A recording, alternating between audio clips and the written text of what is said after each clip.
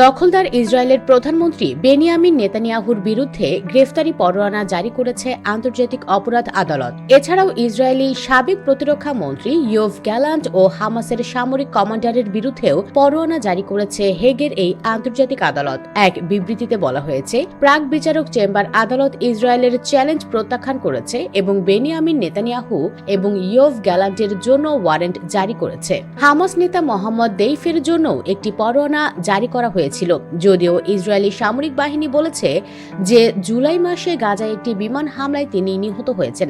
বিচারকরা বলেছেন, ইসরায়েল ও হামাসের মধ্যে যুদ্ধের সময় যুদ্ধাপরাধ এবং মানবতাবিরোধী অপরাধের জন্য এই তিন ব্যক্তিকে অপরাধের জন্য দায়ী করার যুক্তিসঙ্গত কারণ আছে।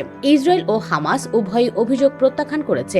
এটা এখন আইসিসির 124 সদস্য রাষ্ট্রের ওপর নির্ভর করবে যে তারা এই পরোয়ানা কার্যকর করবে কিনা।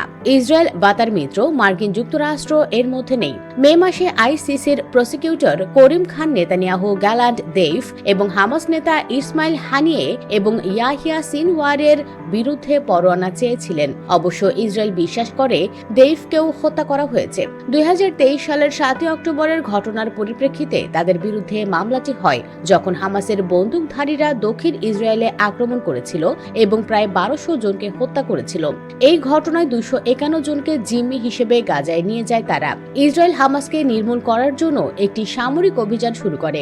গাজায় হামাস পরিচালিত স্বাস্থ্য মন্ত্রণালয়ের হিসাব মতে এই অভিযানে অন্তত 44,000 মানুষ মারা গেছে।